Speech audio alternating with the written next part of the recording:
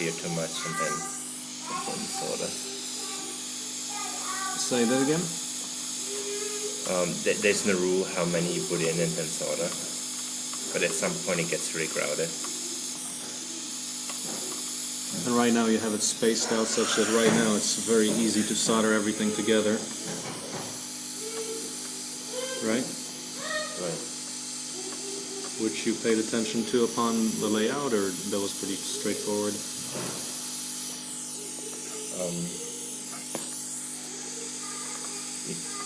You mean when designing the board? Yep. No, it's more, I mean, it's not a very tensely bent board to begin with. Yep.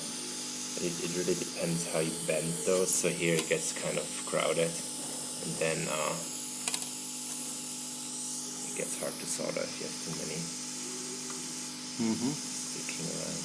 So these are the first resistors, and then resonator, capacitors, and crystal.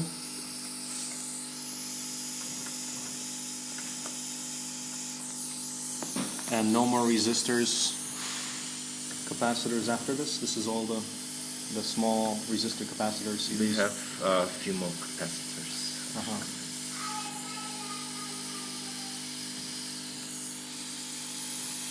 Yeah.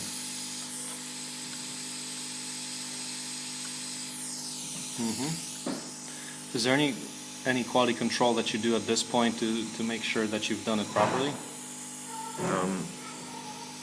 There's something, you have to kind of check the pads. There's something called cold solder points.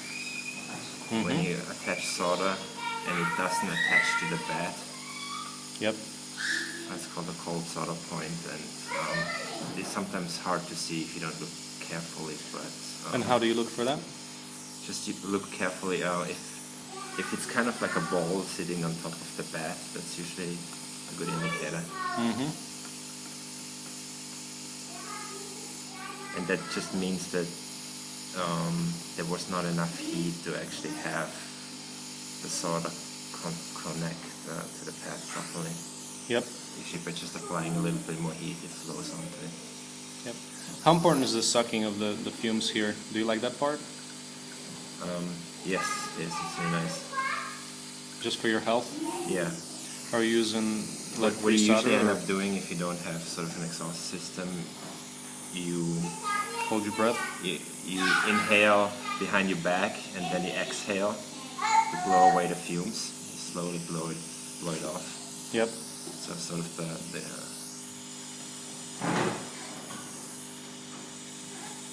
And how do you make sure you don't miss a pad? Do you have any system to check for that, or any hints on that? Sometimes you do. Just make sure you don't cut the wire before you solder. For example, I see one there. So are you saving that?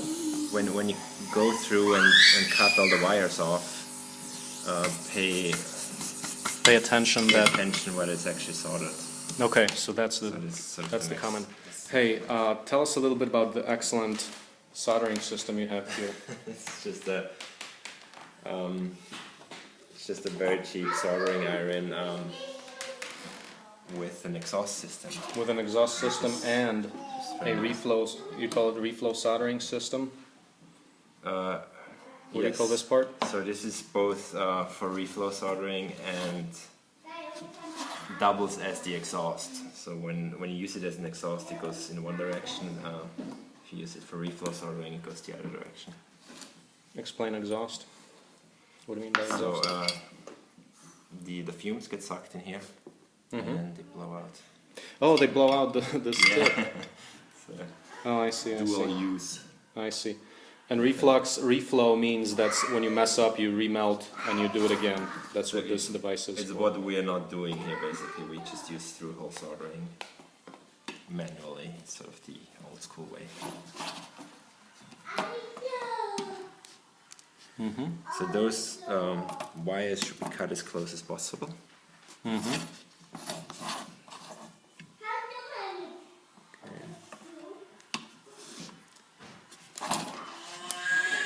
Yeah, that's good.